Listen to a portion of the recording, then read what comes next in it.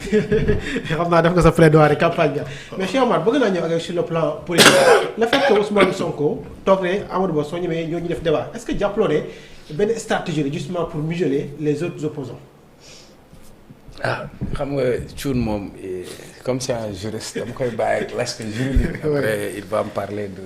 oui moo tax ma ñëwee sur le plan politique. du code électoral il va te parler de CNRA et puis. ci la bokk rappeler que CNRA bi ñuy wax ni. oui. bi ñu ko nommé yàggul. c'est Mamadou Oumar Diagne qui est quand même un grand journaliste qui a fait quand même les beaux jours de témoin. C'est dommage que suñu génération on lit pas beaucoup. Et il est dans son rôle aussi. Thioune aussi a raison. Est-ce que soxlawul ñu def lifting un peu parce que tey même la CNRA mënul réguler lépp parce que tey. àdduna bi fi mu toll. barke de maa ngi recevoir benn étudiant bu may wax les médias classiques face aujourd'hui aux médias de masse notamment avec les réseaux sociaux avec internet àdduna bi tey foofu la toll donc il faut qu'on s'adapte def un lifting par rapport à nos textes et comme il a dit moi je suis un amoureux de la démocratie parce que su ma koy wax sax parfois damay jël exemple bu simple damay wax ni yàlla suñu borom moo njëkk a joxe leçon de démocratie. tout à fait. te tey booy xool ñi gëm yàlla. minorité lañ jaar na jullit juif chrétien boo leen dajalee population bi dépassé wul 3 milliards. dépassé wul 3 milliards. ñi gëmal yàlla ñoo ëpp ci àdduna bi te da leen bàyyi ñu exister. parfois sax nga xool nga ne waa ñun ñoo gëm yàlla ñun ñooy jaam mais dafa mel ni. moom ñee la gën a sax jox boppoo. du dëgg. Iblis yàlla moo ko may doole moo ko créé mais xoola bu yàlla ji wootee Iblis bu wootee day gën a fees.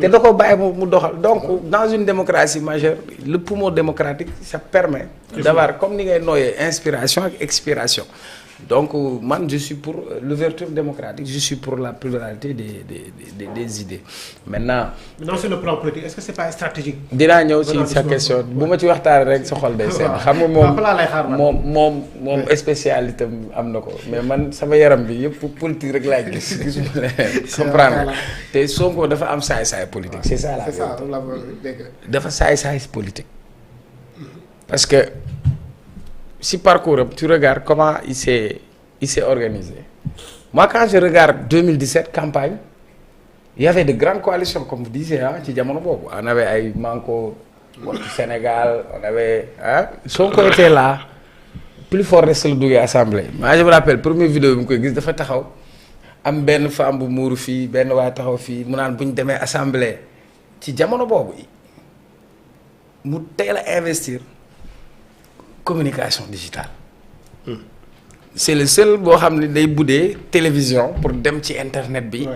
parce que il a compris que dafa tombé ak jamono boo xam ni. l'information elle est rapide. l'information elle est virale. il suffit d'écrire en Twitter pour toucher. donc il a très tôt compris ça. et puis man su may wax du pour ay waxu far man mii di wax ak yow Amadou Ba personne ne dira que Amadou n'a pas un profil avec tout son parcours. kenn du la wax ne Amadou Ba posé wul wala dalul doo ko dégg xam nga toog nga fi démb li nga ne Barthélémy saaga ne Amadou mosoo ko dégg wax bu ñaaw. Amadou caractère am la moi je trouve que moom il est plus même technocrate que politique maintenant man en 8 ans d'expérience politique j'ai vu des hommes politiques yoo xam ne balaa ñuy ñëw émission dañuy ànd seen chargé de com mu ñëw waaw diw de la am na ku ma ko mës a def ñoo ne waa sur le chargé comme de telle personne dama bëggoon ñu man ko amul lu may waxtaanee moi je suis chroniqueur je suis libre.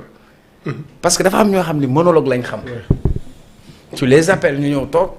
organiser seen débat organiser seeni questionnaire. am na ñoo xam ni dans la confrontation la ñu demee. donc si tu regardes Ousmane Sonko arme fatale bi mu gën a am c'est la communication. da ko maanaam c'est son atout favorable. il parvient à faire passer son message ñi muy jàllale message am xam na ban côté lay laal pour ñu dégg ko.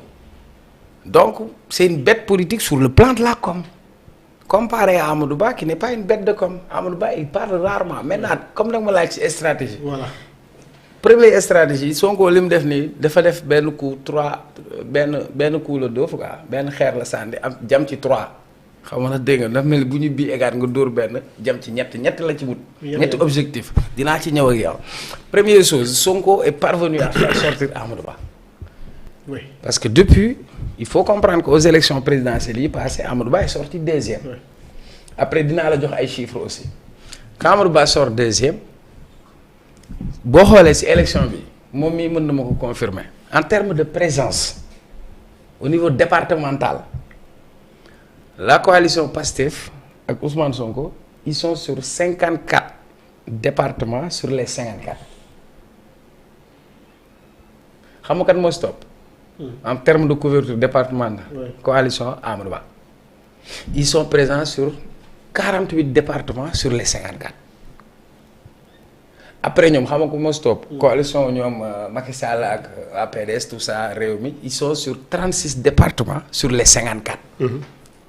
Après ñoom sàmm sa kàddu bi ngay dégg coow li muy bëri ils sont présents que sur 16 départements sur les 54. Donc en termes stratégiques Sonko deful par hasard. Oui. Donc Amadou est présent sur tous les départements. 48 sur 54. Il en fait son challenger. Première stratégie. Première observation Amadou waxul woon Sonko cuq leen pour ñu génn Sonko dafa cuq rek Macky waxul woon kenn dégg ko Macky est sorti pour dire que c'est faux xam nga Macky est sorti. Oui. Donc est-ce qu'il voulait sortir en ce moment Sonko l'a fait sortir Amadou Ba il sort même dans son discours toujours dans son élégance wax na lu rafet ci Sonko mais ñëw na quand même ne pare na pour ñu débat. Oui. Amadou dafa génn ci jour bi Sonko génnaat ci jour bi ne ko ñëw ñu débat choisir ay thèmes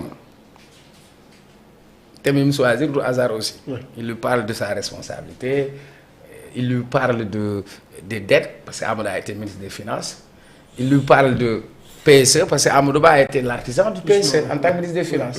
Pour que ñu confronter seen vision et le ministre tout à l'heure il a dit fonction bi Sonko nekk premier ministre Amadou Ba moom moo mujjee nekk ci régime mu Macky Sall donc ce sera un débat boo xam ni ça va porter sur maintenant Sonko tend un piège à Amadou Ba en fait. Piège. da ko yootal c'est-à-dire c'est son terrain de jeu xam nga politique c'est de la stratégie tu vas aller lire l'art de faire la guerre avant de mener une bataille il faut nga xool ban terrain ban temps donc Sonko ci ban timing la ko dugal c'est-à-dire fii ko Sonko dugal Amadou Ba su fa ñëwee Sonko c'est un one man show voilà quelqu'un boo xam ne pour se lancer daa dem Colobane place l'Obélisque bind livre solution il appelle tous les journalistes ñëw taxaw on lui pose des questions mu dem Sonko a mené des débats contradictoires où il a met El Hadji Diouf dal ci kawam kooku dal ci kawam Sonko toujours dem na ci ay plateaux yoo xam chaque jour il était dans la confrontation Amadou n'a jamais été dans la confrontation. Ouais. Donc le jour où Amadou prend le risque mook Sonko sur un débat Sonko a plus de chance dox ci kawam donc c'est risqué secondo si Amadou Ba bañ a ñëw ci débat bi position bi mu amoon day wàcc muy 2 léegi laaj ma troisième bi lan la. mooy ban Amadou Ba moo deuxième am na ñoo xam ne qualifié wu ñu woon ci compétition bi mais ñoom ñoo porté woon combat bi ñoom ñooy yéeg du matin au soir.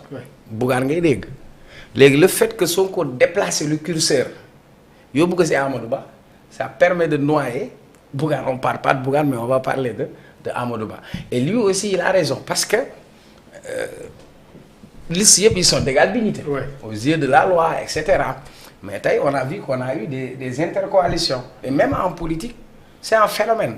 Il y a ce qu'on appelle la bipolarisation de la scène politique et tant qu'il y a cette bipolarisation où on choisit entre ki fi nekk ak ki fi nekkoon finalement ñi nga xamante ni on considère que c'est des petites coalitions pourtant mën nañ am plus de qualité mais on a tendance à les oublier ça maintenant il faut que les médias il faut qu'on en tienne compte pour leur permettre d'avoir des tribunes pour pouvoir s'exprimer pour pouvoir parler maintenant moi je suis pour le débat démocratique et je crois que si on a cette confrontation ce sera un débat intéressant pour le Sénégal parce qu'au-delà de faire le bilan de la gouvernance ça permettra de confronter des visions ça permettra d'avoir un débat objectif sur le plan du développement parce que on va opposer le PSE à Vision 2050 pour voir quelles sont les similitudes quels sont les points de concordance quels sont les points de discordance maintenant aussi il faut tam ñu nangu benn affaire xam nga tey dans une course il l'a dit tout à l'heure même course PMI paay bu ñu ma yónni woon programme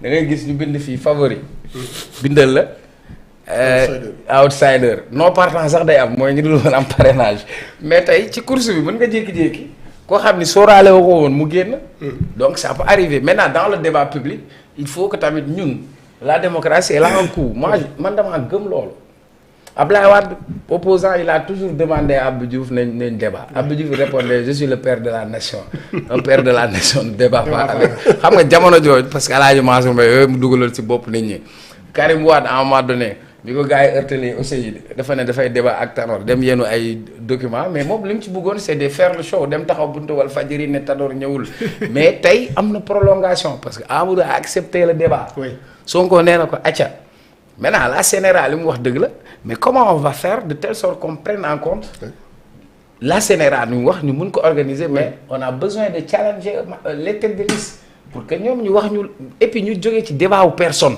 tout à fait. jóge ci débat wu xastante. non mais pour que débat bi élevé. c'est-à-dire ñoo bokk réew mi. gis nga Ablaye xam na mu doon wax bu xëyee day dem mu dem lire journaux yi. bu ñu ko waxee mun a wax parce que foofu laay dem du ma balaa may lire journal gouvernement ak dara damay dem lire lële parce que tu as besoin d'avoir une opposition avec des idées claires. Absolument. Tu as besoin d'avoir une critique objective et maintenant ñun li ñu soxla qualité bi la France on a eu de débat man fekkee wu ma ko mais dama koy seetaan ba tey. c'est Mitterrand et Jacques Chirac. dañu nekkoon ci gouvernement de cohabitation mais jour débat bi Mitterrand lui dit monsieur mon premier ministre mu ne ko ne m'appelez pas premier ministre. Je suis aujourd'hui candidat nga gis Ségolène Royal Macron nga dem aux États-Unis tu as Donald Trump Biden les gens depuis si Biden mu wax ils ont compris que Biden ne ferait pas l'affaire ñu dem changer ay profil parce que les gens en raffolent, les gens demandent donc nous on a besoin de confrontation d'idées. Et moi je crois que le ministre sera d'accord pour que véritablement tey ñoom seen liste suba. nañ challenge nañ ñëw ne ñun dañoo soxla bopp ci xew mi ñu dégg leen. waaw gis nga voilà monsieur le ministre ci gàttal. gannaaw bu ma féliciter Cheikh Omar ni mu waxee.